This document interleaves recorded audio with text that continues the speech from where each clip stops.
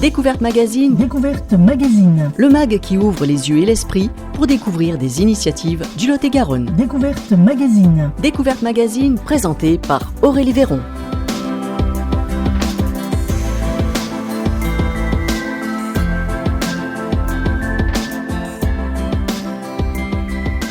Grand angle et grand air aujourd'hui sur Espoir FM. Bienvenue dans l'émission Découverte Magazine.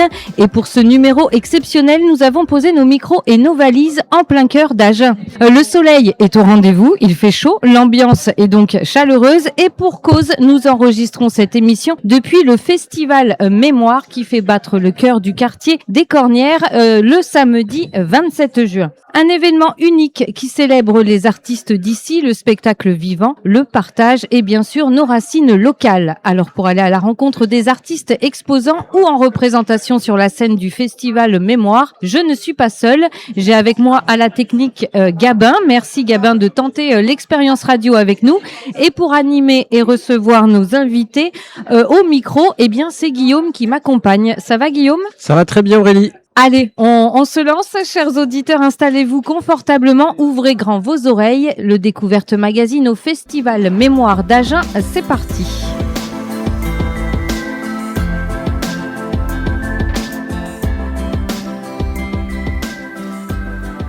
Et notre premier invité aujourd'hui, c'est Yannick Bello. On le découvre donc au Festival Mémoire d'Agen. Il expose ce samedi 27 juin et on va découvrir avec lui donc l'univers du Yab Lab. On plonge immédiatement en fait dans un monde de sculptures lumineuses, de détournement d'objets et d'upcycling.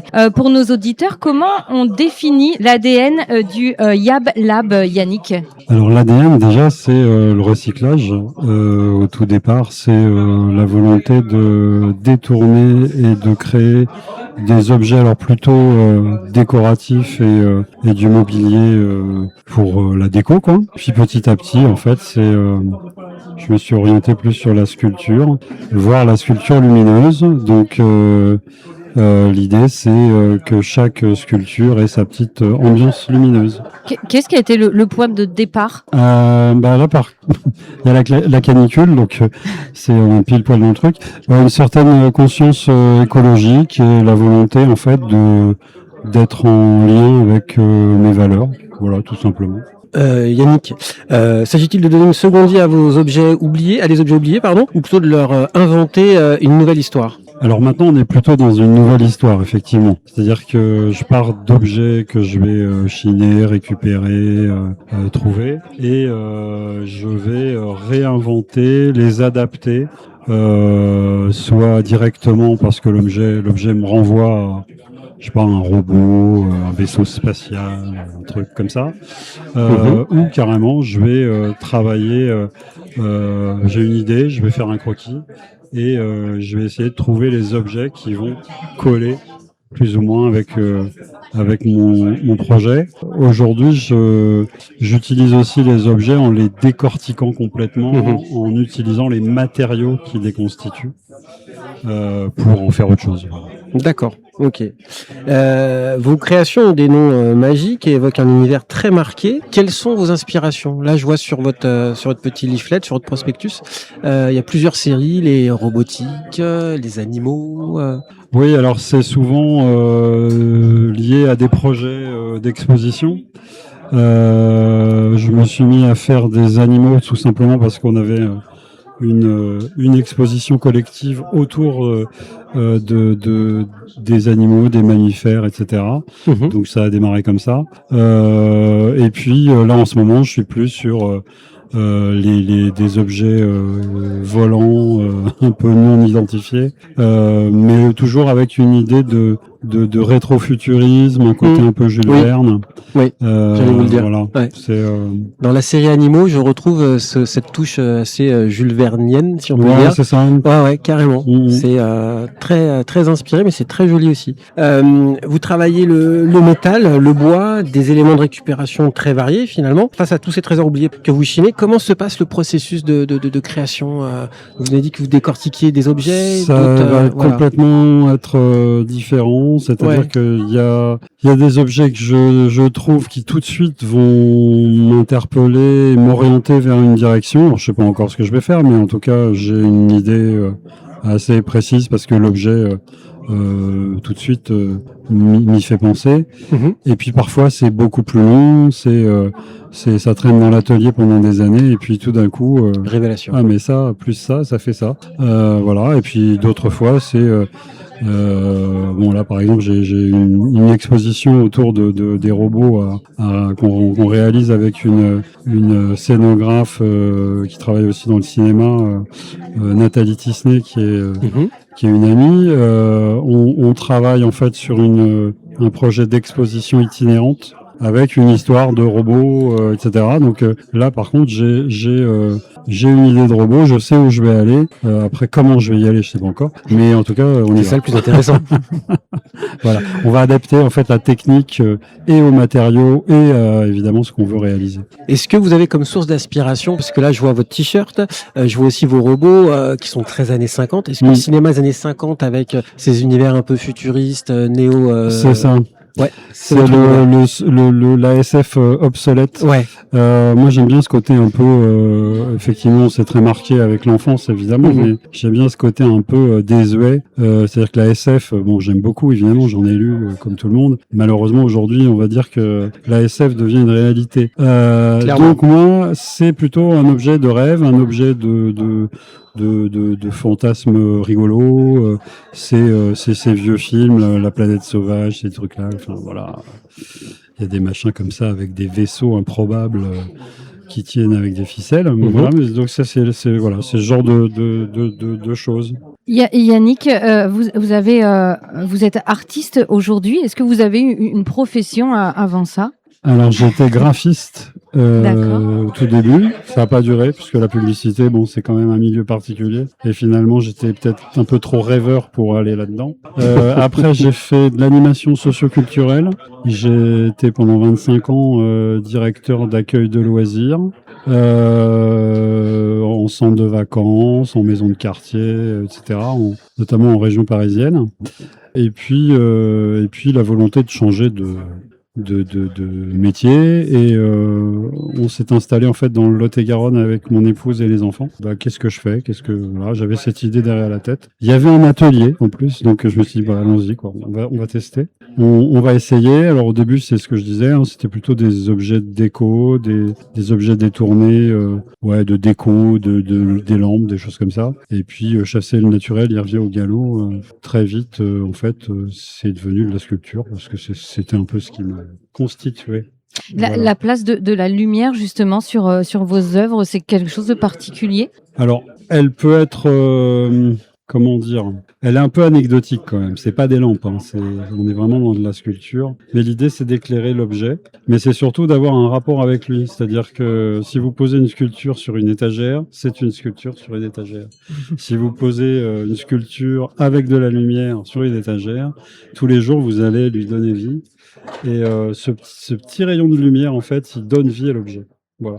Très bien. Et donc, quand on dit upcycling, où est-ce que vous retrouvez, où est-ce que vous trouvez tous ces objets? Vous avez des endroits, alors ne dites peut-être pas, si c'est secret. Non, si, j'ai rien de secret. En Lot-et-Garonne, vous avez vos adresses? J'ai des amis qui, évidemment, quand ils trouvent un objet bizarre, ils vont me l'enfiler en se disant, tiens, peut-être. Alors je prends pas. Après il y a effectivement les vides-greniers.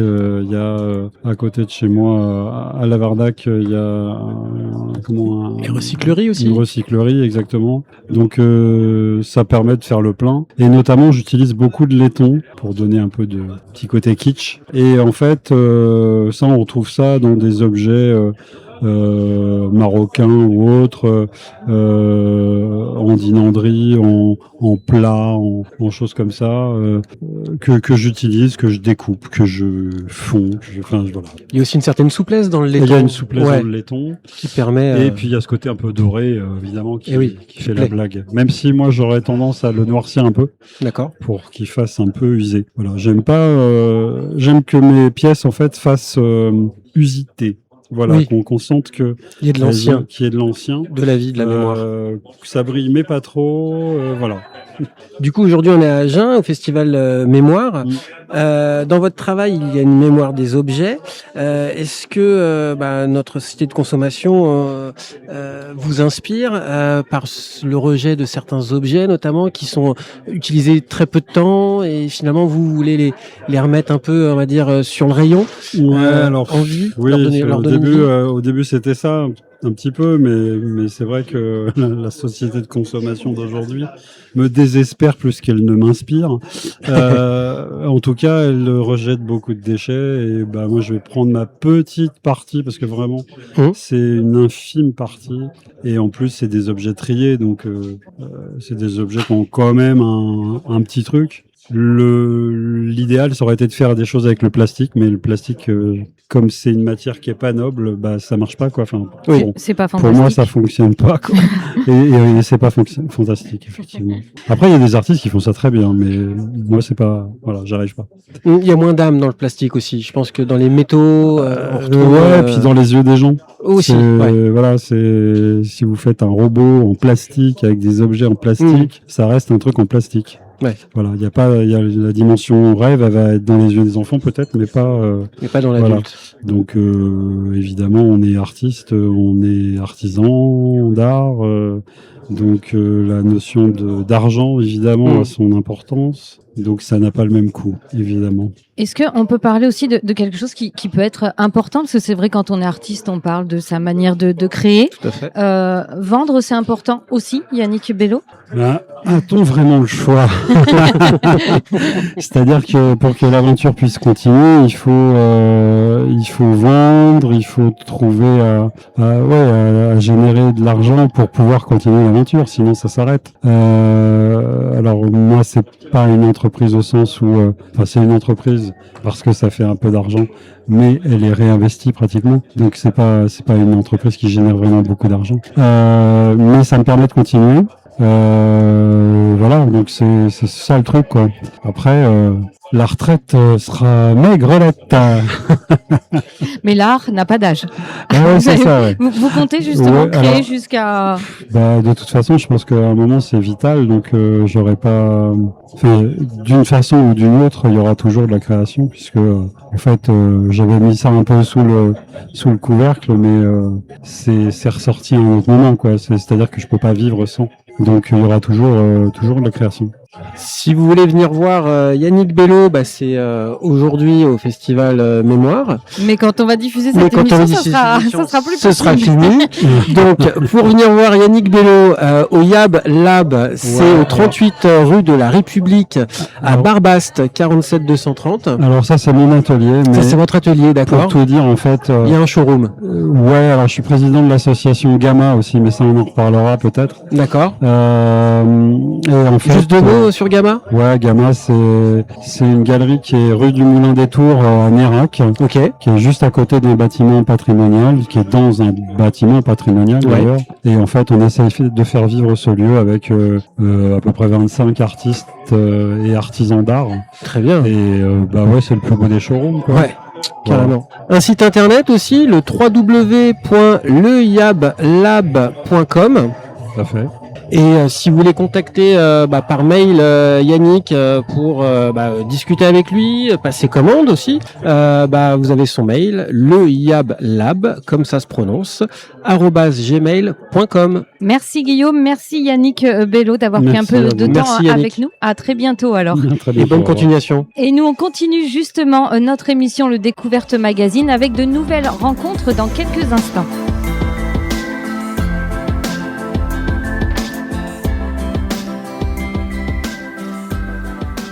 On est de retour dans Découverte Magazine avec le groupe Mavida, Vincent le bassiste, Stéphane le guitariste, Damien l'absent du jour à la batterie et la papesse au chant. Bonjour. Bonjour. Bonjour. Salut. Alors Mavida vient de sortir son premier EP au mois de mai. Ce groupe s'est formé en 2024, il est au complet depuis 2025 et aujourd'hui ils sont avec nous pour une petite interview.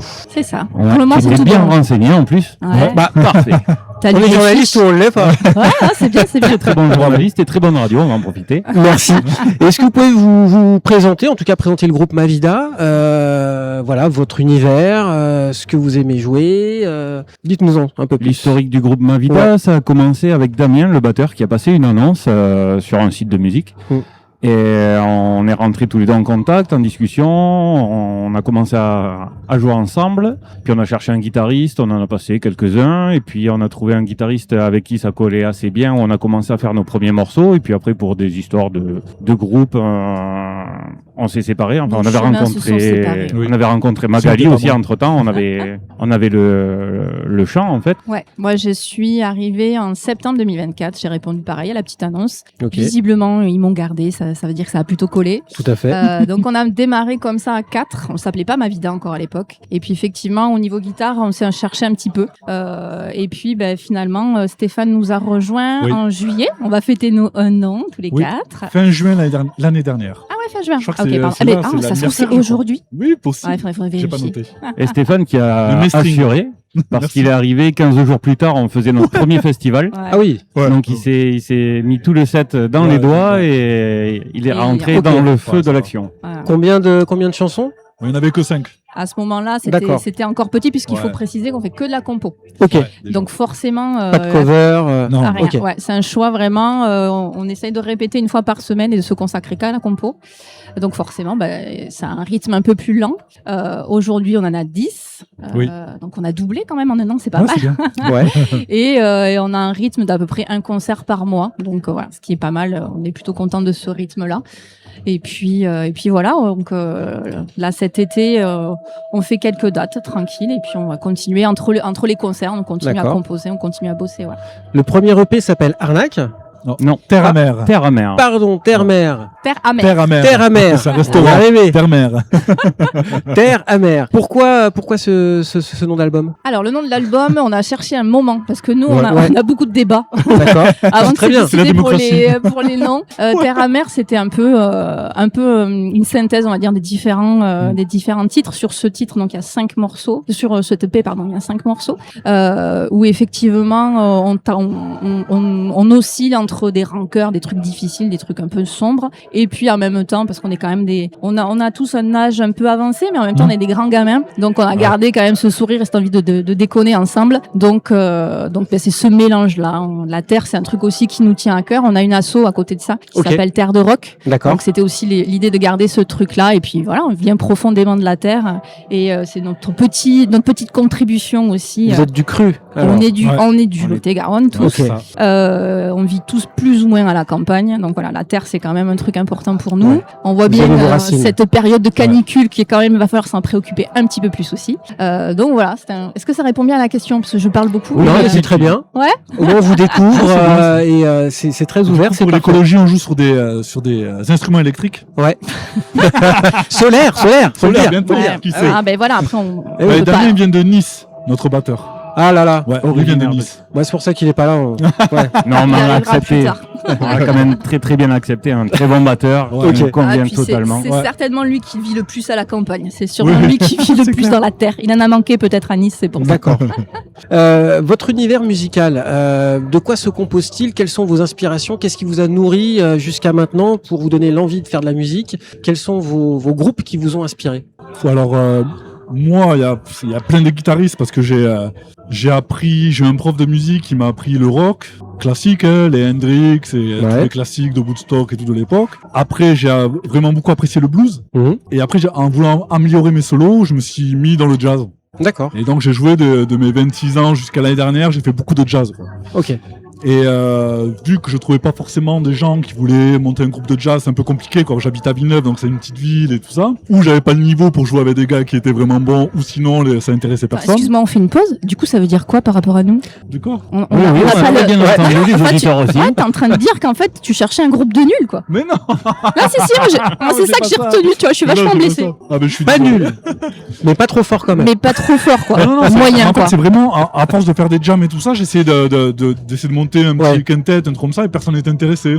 Et les personnes qui jouaient, qui sont professionnels, je les intéressais pas trop. Alors je sais pas d'où ça vient. Alors que nous, on s'intéresse mutuellement, quoi. Un regard et hop. Il y a quelques musiciens sur Villeneuve, notamment. Je pense à un guitariste, Rémi. C'est un ami d'enfance. D'accord, ok. Lui, il m'a appris beaucoup de choses à la guitare. Mais bon, lui, c'est un professionnel, donc il a ses groupes, il a ses musiciens, tout ça. J'ai joué un peu avec lui. On a fait le mariage de mon frère, des petites soirées comme ça. Et du coup, le bar où on faisait des jams a fermé. Et du coup, je me suis dit, faut que je trouve quelque chose pour jouer. Donc, je suis revenu à mes premiers amours, le rock. Et j'ai vu cette annonce. Et du coup, voilà. Ok. Et donc, les influences, c'est jazz, blues. Ouais. Et après, dans le rock, c'est beaucoup de Led Zeppelin, classique. Zakk Wylde, j'aime beaucoup ce joueur. Yngwie Malmsteen. Je connais pas. Ah, je crois qu'il est suédois. Ouais. Et c'est un peu un shredder, quoi. D'accord, ok. C'est le genre de... Il parcourt le manche plus vite que la lumière. Les 24 heures du manche, quoi. D'accord, ok. C'est le genre de guitariste qui m'inspire vraiment, quand même. D'accord. De Django Reinhardt à Tal Farlow aussi, c'est un jazzman. C'est assez riche, quoi. C'est assez riche. Donc voilà. Et toi, Vincent, à la basse? Moi, à la basse, depuis une quinzaine d'années, j'ai commencé la musique avec les copains. Un soir d'apéro, on s'est dit, allez, on fait les fous, on monte un groupe. Et puis on a monté un groupe. On a des copains qui nous ont dit, si vous faites un groupe, l'année prochaine, on vous prend pour notre festival. Vous nous faites un concert. Donc on a eu un an pour monter en fait un set et on faisait de la reprise à l'époque. On était très inspiré rock, punk rock. On était relativement là-dedans. D'accord. Et encore, toujours. Premiers amours, le punk. Même si petit, obligé d'écouter Fun Radio avec ma sœur. Je vous salue. Ok. Et de l'électro, tout ça, mais j'ai jamais trop aimé ça. Mais après, oui, premiers amours, punk, rock. D'accord. Donc punk plutôt Poésie Zéro, les Berus, Ludwig. Ouais, d'accord. Ok, tout ça. On voit bien. Et donc la papesse. Pourquoi ce nom, la papesse? Ah, la papesse. Ouais. Ça c'est toi qui impose, c'est ça? Ah, je sais pas. Non, je sais pas si c'est ça, mais en tout cas, ça fait référence à une carte de tarot. Au moment où j'ai rencontré les garçons, en fait, j'ai passé dans un moment très compliqué de ma vie. Ça c'est parti un peu d'un délire avec des copines où on se tirait les cartes pour se trouver un petit peu de sens dans nos vies un peu compliquées à ce moment-là, et cette carte revenait tout le temps. Donc la carte de la papesse qui ressortait, mais en permanence. Et j'aimais bien ce qu'elle signifiait, c'est-à-dire suivre l'intuition, se faire confiance, voilà, et de pas avoir peur, de garder confiance dans ce moment compliqué. Et en fait, ce qui était très très drôle, c'est que moi, je suis un peu comme Steph. En fait, j'ai écouté beaucoup de choses différentes. J'écoute toujours beaucoup de choses différentes. Le rock a fait partie de ma culture, mais c'était pas forcément le centre. Moi, j'écoutais beaucoup de jazz. J'ai passé beaucoup de temps avec des gens qui m'ont dit que j'étais faite pour chanter des trucs très doux, avec ma voix douce et suave. Que de toute façon, j'étais gentille et tranquille. Et puis un jour, je me suis dit, mais en fait, foutez-moi la paix, je vais faire ce que je veux. J'ai tabassé tout le monde. J'ai tabassé tout le monde, mais symboliquement, parce qu'on n'est pas obligé de le faire pour de vrai. Ouais, non. Alors c'est ça que j'essaie de te dire depuis un petit moment. Voilà, ça, c'est un message qui passe peu dans le punk. Et en fait, cette petite annonce, elle est arrivée à un moment dans ma vie où ça allait pas. Chère chanteuse pour groupe de rock. Bon, mais elle revenait tout le temps. Donc au bout d'un moment, je dis bon, je vais suivre ça.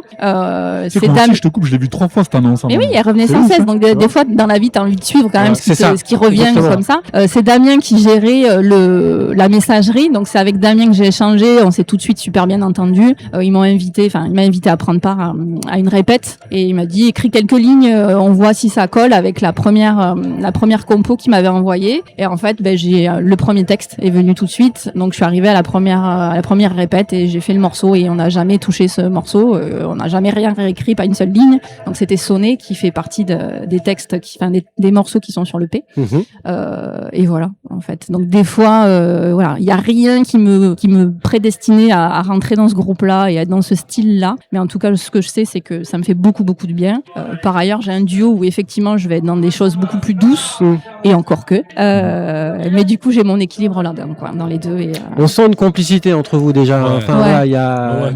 C'est un matché de tout à fait. Après, c'est ce qui compte aussi dans un groupe. Il n'y a pas que la musique, il y a le fait de se retrouver, de se voir en dehors de la musique. De prendre du plaisir. D'avoir une vie, pas de famille, mais quasiment, quoi. C'est des amis, quoi. On est tous, on s'entend très bien. Non, mais c'est vrai que des fois, en fin de concert. Non, c'est pas vrai, je retire. Parfois, dans les fins de concert, dans les moments où on remercie, c'est vrai qu'on parle souvent aussi de l'entreprise Mavida, l'entreprise familiale, parce que, il y a nos compagnons, maison, nos compagnes, nos enfants. En fait, voilà, tout le monde vraiment participe. tout le monde participe. Voilà, je pense que parfois c'est peut-être un peu lourd pour tout le monde d'entendre parler de Mavida matin, midi et soir, mais voilà, quand on est tous là et qu'on a tous les gamins autour, et c'est chouette. Enfin, nous on aime ces moments-là aussi, quoi. Et les gamins qui demandent mais tes parents ils écoutent aussi Mavida dans la voiture parce que moi j'en ai un peu marre, ça tourne en boucle le CD. Et oui, on répète aussi dans la voiture. Ton père aussi, il a Mavida en fond d'écran sur son téléphone. Et oui. Donc vous étiez à la fête de la musique au Florida, au jour du festival Mémoire. Donc planning chargé pour vous en ce moment, c'est plutôt pas mal. Oui, il y a eu quelques annulations, mais bon, et voilà, avec la canicule, on comprend aussi. Oui, vous deviez être au Garo Rock, c'est ça on aurait bien dû mettre le Garo Rock, pourquoi pas. J'ai dit non. Mais si, dis que oui, puisque de toute façon ça a été annulé. Mais putain, profite de la musique médiatique. Non, on devait être, on était très très contents. On était à l'affiche des fêtes de la Rock Tembo. Il y avait une belle soirée qui s'annonçait, mais effectivement là, avec les chaleurs, bon, ça a été annulé. Ils ont préféré jouer la sécurité, ce qui est normal aussi par rapport au public. C'est clair. Qu'est-ce que ça donne un concert de Mavida ?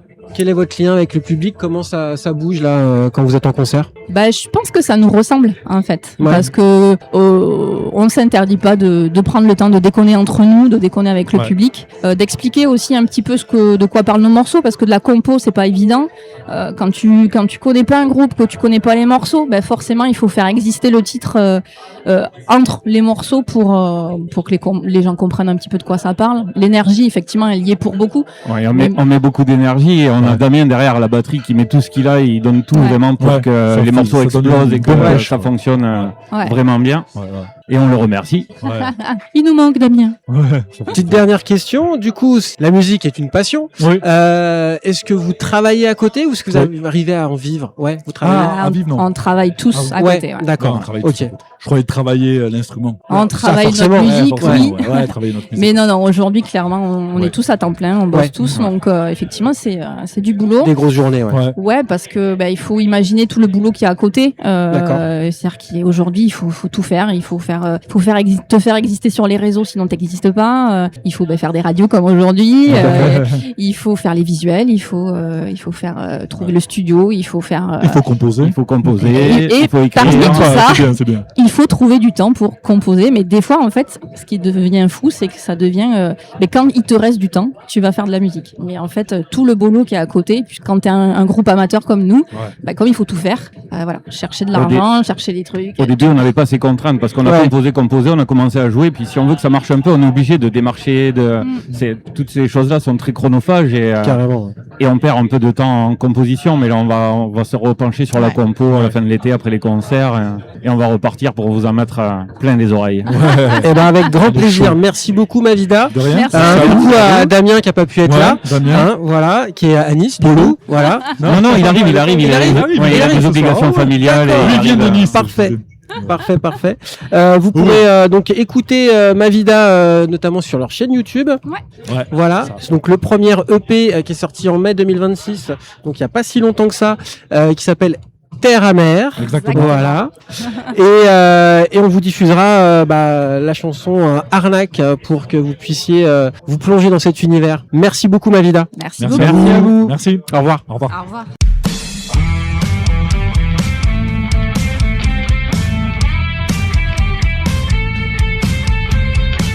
Vous venez d'écouter Mavida sur Espoir FM et nous on continue ce découverte magazine toujours consacré au festival Mémoire d'Agen. C'était le samedi 27 juin dernier. Il faisait chaud mais on était bien parce qu'on a fait plein de rencontres. On a notamment rencontré Sébastien Benassi. Vous êtes verrier au chalumeau, une technique bien spécifique. Alors en quoi consiste votre quotidien à l'atelier L'éclat de verre ? Bonjour, pour le coup à l'atelier je travaille avec différents types de verre, que ce soit le verre type Murano, le verre sodocalcique qui est un verre mou qui chauffe entre 600 et 800 degrés, le verre borosilicate qui est un verre à sculpture qui est beaucoup plus dur, qui lui chauffe entre 1200 et 1500 degrés. Et je crée avec ces deux types de verres différentes créations, que ce soit des perles pour faire des bijoux ou que ce soit des petites sculptures. Quelle est la différence avec un souffleur de verre traditionnel ? Alors le souffleur de verre, lui, il va venir cueillir une masse de verre déjà chaude et pour le coup déjà molle et venir la travailler ou par soufflage ou avec des pinces. Moi, je travaille avec des tiges de verre qui sont totalement froide que je viens passer dans la flamme et par gravité ou avec des pinces, je viens le travailler. Mais je ne souffle pas ou très peu, ou que des petits volumes. D'accord. Je suis passé vous voir tout à l'heure et donc on va revenir sur ces tiges de verre.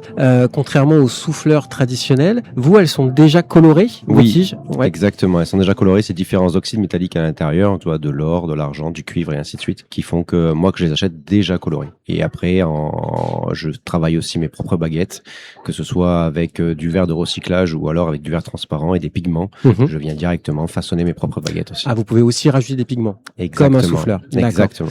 Donc, on est sur un travail de soufflage, mais on peut dire aussi que vous êtes un peu sculpteur, du coup. Exactement. Fileur de verre, pour le coup, on appelle ça, exactement, ouais. Et le chalumeau, alors, j'étais un peu voir sur Internet. Vous travaillez avec quoi? Avec un minor ou non, un Bethléem, un alpha Bethléem. Exactement. Okay. Ouais. C'est un chalumeau qui permet de faire, pour le coup, un peu plus de puissance de feu qu'un minor, qui permet de faire donc les deux types de verres principaux et de monter jusqu'à 1500 degrés. D'accord. Ok. Et le verre Murano, du coup, alors moi j'aime beaucoup, mais je découvre. Je pensais que c'était un peu comme une IGP, une AOC, et que c'était typique de cette petite île italienne. Non, en fait, Murano, c'est l'île des verriers consacrée, D'accord. puisqu'on les avait enfermés là-bas pour éviter que le savoir s'échappe un temps. Et depuis, donc la verrie Effétrée qui est là-bas, qui est une marque et un revendeur de verre pour le coup, vend au monde entier, mais il n'y a pas que eux. D'accord. Moi, je travaille principalement avec leurs verres, mais il y a des verres que je suis obligé d'acheter dans d'autres pays et dans d'autres manufactures, puisqu'ils font des couleurs bien particulières. Ok. Et alors, quel est votre univers? Qu'est-ce que vous aimez faire? Est-ce que vous avez des univers particuliers qui vous intéressent plus que d'autres, ou alors vous êtes ouvert à tout? Alors, je suis ouvert à tout parce que je débute, entre guillemets, puisque ça fait un peu moins de 2 ans que j'ai commencé. J'arrive pas encore à me poser, je pense, vraiment dans un univers précis, même si j'aime beaucoup le réalisme. Et je suis tiré un petit peu sur la nature, donc vraiment tout ce qui est un peu éléments floraux, etc. Ça, j'aime beaucoup. D'accord. Une question, Aurélie? Non, je me demandais comment vous avez appris à le faire. Alors, il n'y a pas vraiment d'école. Par rapport à un souffleur de verre qui va avoir des écoles à faire sur quelques années, etc. Là, c'est des verriers qui veulent bien transmettre leur savoir, qui, pour le coup, proposent différents stages. Des verriers du monde entier. Hein. Moi, j'ai la chance d'avoir un fournisseur de verre qui a créé un énorme plateau en Bretagne avec une dizaine de chalumeaux, qui fait venir des verriers du monde entier et qui propose, moyennant finance, bien sûr, de partager certaines parties de leur savoir. C'est un métier qui se transmet réellement de verrier à verrier. Et il n'y a pas de, tout n'est pas caché. Ils laissent forcément une part à la recherche, mais les 3/4 des verriers sont vraiment enclins à transmettre ce savoir. Pourtant, vous êtes à la base militaire? Oui, effectivement, je suis toujours militaire de carrière. Militaire, oui, exactement. J'ai fait une demande, moi, à ma hiérarchie militaire, pour le coup, pour faire cette deuxième activité en parallèle, qui m'ont autorisé il y a 2 ans. Et je suis tombé un petit peu amoureux de ce métier-là par hasard. Et depuis, c'est j'oserais dire l'autoroute du kiff dès que j'allume le chalumeau. On est dans 2 mondes totalement opposés. Voilà. Totalement, oui, totalement opposés. Il y a un monde qui n'est pas du tout créatif, où on suit, entre guillemets, ce qui nous est demandé, même s'il faut voir beaucoup plus au-delà de ça, mais on peut voir ça un peu quand même très, très fermé. Très cadré. Voilà, très cadré. Et là, un monde beaucoup plus créatif qui, moi, pour le coup, me libère pas mal. Surtout depuis que j'ai appris à faire un peu de sculpture, qui me permet vraiment de sortir de tout ce qui va être une limite gauche, une limite droite, comme on dit dans mon métier principal. Comment vous êtes venu cette passion? Alors, ça fait des dizaines d'années, je crois, que je regarde les souffleurs. Et j'ai voulu m'initier, et je me suis vite rendu compte que le souffleur de verre, c'est une énorme architecture. Enfin, il faut vraiment du matériel qui coûte très cher. Pour se lancer, c'est quand même assez compliqué. Et en plus de ça, on est sur des factures énergétiques qui sont juste dingues. Oui. J'ai une amie souffleuse qui, pour le coup, est à peu près à 3500 € de gaz par mois. Donc, pour pouvoir amortir ce genre de choses, il faut savoir déjà sortir des grosses pièces, avoir fait des études, avoir travaillé déjà avec des verriers, ce qui n'est pas du tout mon cas. Et les réseaux sociaux n'ont pas que du mauvais, puisque à force, certains réseaux m'ont commencé à m'envoyer des fileurs de verre, des vidéos, des petites vidéos sur les souffleurs, sur les fileurs. J'ai essayé ça à Marmande, chez Buldam, Françoise, qui est une très gentille maître de stage. Et je suis tombé amoureux. Et depuis, on continue. Est-ce que j'ai trouvé un point commun entre votre métier de militaire et votre art? Ça serait pas la maîtrise de soi? Sans doute, effectivement, la maîtrise de soi, effectivement. Et après, il y a vraiment en plus de ça, moi j'aime bien, c'est vraiment une safe place pour moi où je me retrouve vraiment hypnotisé par la flamme et je peux vraiment libérer toute la créativité qui peut être un peu bloquée la journée dans mon métier principal, quoi. Oui, quand vous filiez la rose tout à l'heure, vous étiez vraiment très focus, très concentré et on sentait qu'il y avait une bulle, quoi. Voilà. C'est ça, c'est exactement ça. Je suis vraiment dans ma pièce et c'est un endroit où un peu j'oublie de penser et vraiment ça se fait naturellement. Ouais. Mais je suis sûre que si on vous a vu fabriquer un objet qu'on l'achète derrière, il a beaucoup plus de valeur que si on achète juste un objet sans voir le côté créatif. C'est vraiment passionnant à regarder. Oui, puis on se rend compte effectivement du temps passé, de la dextérité qu'il va falloir, etc.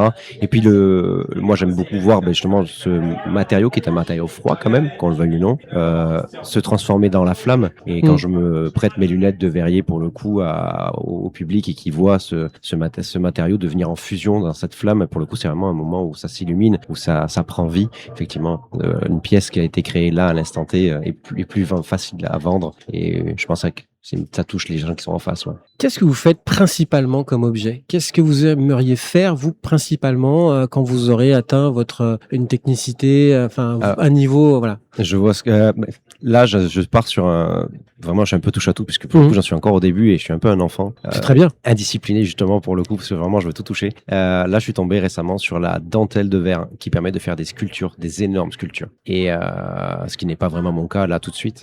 Et je vais m'essayer à ça, je pense, parce que la semaine prochaine. Ça doit être très délicat, ça. C'est très délicat. Ça prend vraiment beaucoup de temps. Il faut des infrastructures un peu plus conséquentes que je viens d'investir dessus. J'attends beaucoup de ça, puisque vraiment, et après, une fois qu'on maîtrise un peu la technique, là, on peut monter en 3D vraiment sur des pièces immenses. Ouais. Et cette créativité-là, je pense que vraiment m'interpelle beaucoup là. Ouais. D'accord. Ça m'attire.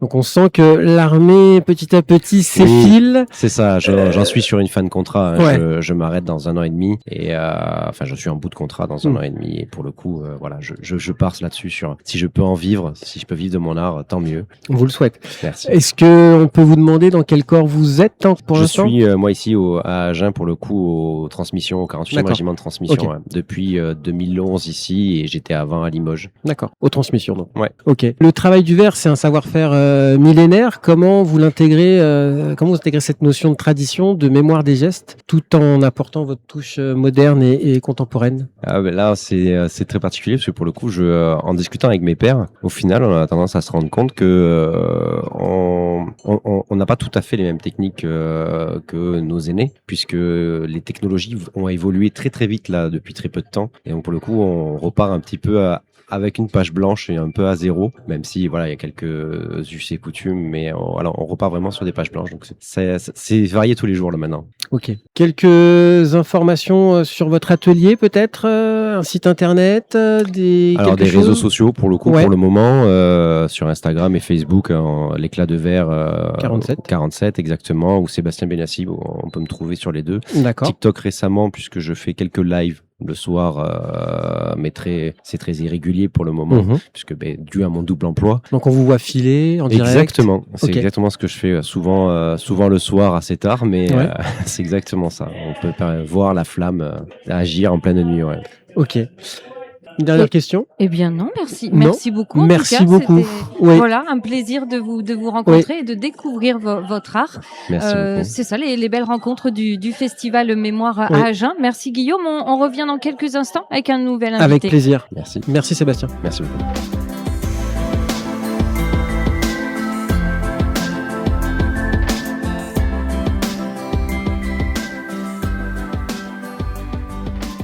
Dernière partie de ce Découverte Magazine et donc dernière rencontre. Nous sommes maintenant en compagnie de Marianne Serrer, mais on va oublier tout de suite ce nom parce que normalement, nous avons avec nous en costume Éon Chèvrefeuille. On peut dire vous êtes illustratrice. Oui, tout à fait. C'est bien ça. Déjà, la question, pourquoi Éon Chèvrefeuille? Ce nom, à quoi correspond-il? Alors, je pense que vous allez nous emmener dans votre univers. Bien sûr. Éon, c'est évidemment une référence au chevalier d'Éon. Ça, je vous l'ai dit tout à l'heure, je me travestis en homme la plupart du temps quand je suis en bivouac. De par la praticité du costume, j'aime bien manier les armes, j'aime bien manier le mousquet à mèche et l'arquebuse. Donc pour cela, il faut que je sois en soldat et donc en homme. Et puis chèvrefeuille parce que ça sent très bon, hein, c'est une plante qui sent bon. L'artiste en revanche, sont un peu moins bons. C'est l'idée. Vous parlez de tous les artistes? Ça va, ça c'est vous qui le dites. Hein.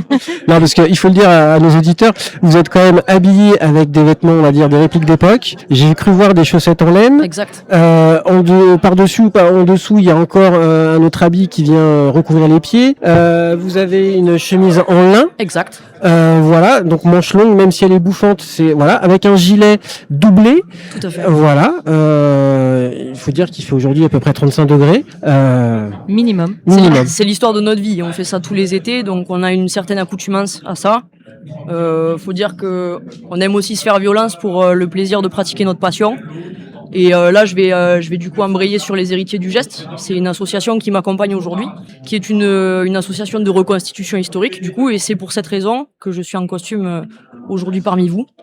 C'est pour aussi promouvoir la deuxième partie de mon métier, qui est de me présenter en bivouac et de proposer au public une lecture du temps à travers les techniques de dessin de la Renaissance, en passant par l'extraction des matériaux, leur exploitation, et puis le traitement sur papier, sur toile, etc. Et donc, l'association des Héritiers du Geste est une association du coin. Nous pratiquons la reconstitution historique, c'est pour ça que nous sommes tout en l'aîné. Tout en l'aîné, oui. Ce festival Mémoire à Agen qui permet de faire connaître nos artistes lot-et-garonnais, c'est fait pour vous alors à la fois cette notion de mémoire et d'artiste. Tout à fait, ça résonne. Et transmission de mémoire aussi, du coup. Absolument, absolument. Ça rend l'apprentissage de l'histoire un peu plus ludique pour les enfants surtout, puis même pour les adultes, d'avoir en face de soi des incarnations vivantes entre guillemets de ce qui se passait à l'époque, du moins de ce qu'on peut s'en rapprocher le plus. On essaye. C'est toujours plus amusant d'avoir devant soi, de voir les armes, comment elles se manient, la teinture, les vanniers, on peut la pratique des arts, la musique, évidemment tout ce qui concerne l'étiquette, les statuts des soldats, des paysans. Nous, on est beaucoup sur les paysans et les bas statuts. Voilà, la poterie. Il y a plein de disciplines à voir qui sont en vrai beaucoup plus intéressantes quand on apprend l'histoire, je trouve. Ok. Le défi là à la radio, c'est de faire deviner des images, parce que vous êtes aussi illustratrice, vous l'avez dit. Donc, vous, votre trait, votre style, c'est quoi? Vous en avez parlé, il y a du pointillisme. Oui, tout à fait. Ce que je propose de plus contemporain, c'est le pointillisme. Dante avait son enfer. Moi, j'ai l'enfer de mon introspection. Donc là, il y a 6, on va les appeler les démons, 6 présentations de démons en style pointillisme, du coup, qui représentent mon introspection et ce que j'ai fait de ma vie quand j'ai commencé à les produire. Si vous deviez décrire votre coup de crayon, vos couleurs de prédilection, les techniques que vous utilisez, et à quelqu'un qui peut pas les voir, qu'est-ce que vous lui diriez là, tout de suite? Ma technique de prédilection, c'est le noir et blanc. Le noir et blanc. À l'encre de Chine, que ce soit à la plume ou au stylo. Okay. Je m'inspire beaucoup de Maître Dürer, un graveur du 16e. On connaît beaucoup ses gravures. Vous tapez Dürer sur Internet, vous verrez de quoi je parle. Et de ce que nous amène aujourd'hui le monde en termes d'image, qui est extrêmement violent, je trouve. J'ai décidé d'en faire une production à travers moi, ma sincérité et la violence de ce monde, quoi. Donc mes inspirations, c'est les gravures du 16e principalement, mais j'ai essayé d'adopter un style plus contemporain et plus introspectif. Le pointillisme, c'est très long et très technique, donc c'est aussi une forme de méditation, quoi.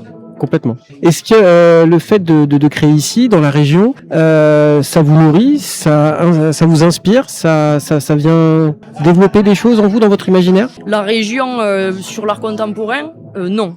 Par contre, en reconstitution historique, oui.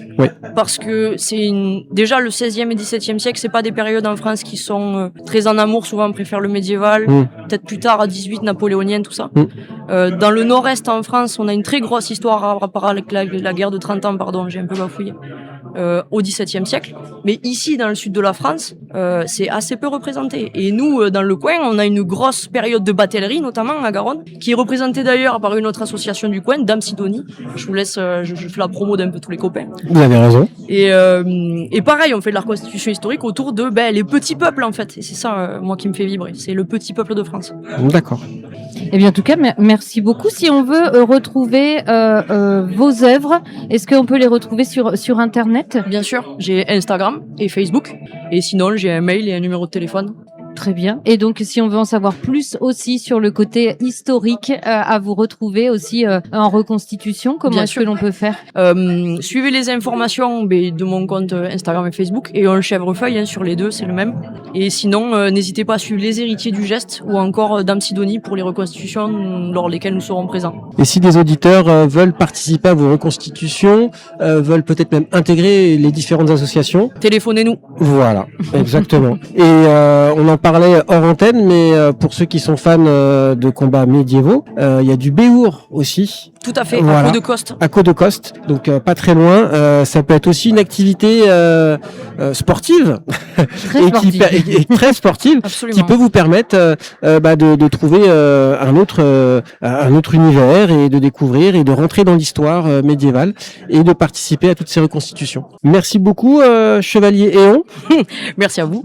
À bientôt. À bientôt, merci. C'est déjà la fin de ce numéro spécial de Découverte Magazine depuis le festival Mémoire d'Agen. Un immense merci à nos invités. C'était un plaisir de vous recevoir au micro d'Espoir FM. Merci aussi à Johan Rochard de la Galerie Rochard qui a fondé le festival Mémoire et organisé d'une main de maître cette seconde édition malgré la chaleur. Merci aussi d'avoir fait une place à la radio et nous avoir permis de si belles découvertes. Merci aussi à Gabin d'avoir tenté l'expérience radio et d'avoir assuré comme un chef à la technique. Et enfin, merci Guillaume aussi. Ce fut un plaisir de co-animer cette émission avec toi. Ça a été? Tu t'en es remis? Eh ben, ça a été très bien. J'ai pris beaucoup de plaisir à co-animer aussi avec toi, Aurélie. Merci de m'avoir tendu le micro. Je l'ai saisi et franchement, avec plaisir, je reviendrai à l'antenne d'Espoir FM pour co-animer ou donner un coup de main. Eh bien, on se retrouve donc bientôt pour de nouvelles aventures radiophoniques avec plaisir. Et chers auditeurs, merci à vous tous de nous avoir suivis. Restez connectés sur les ondes d'Espoir FM pour la suite de nos programmes. À bientôt. À bientôt.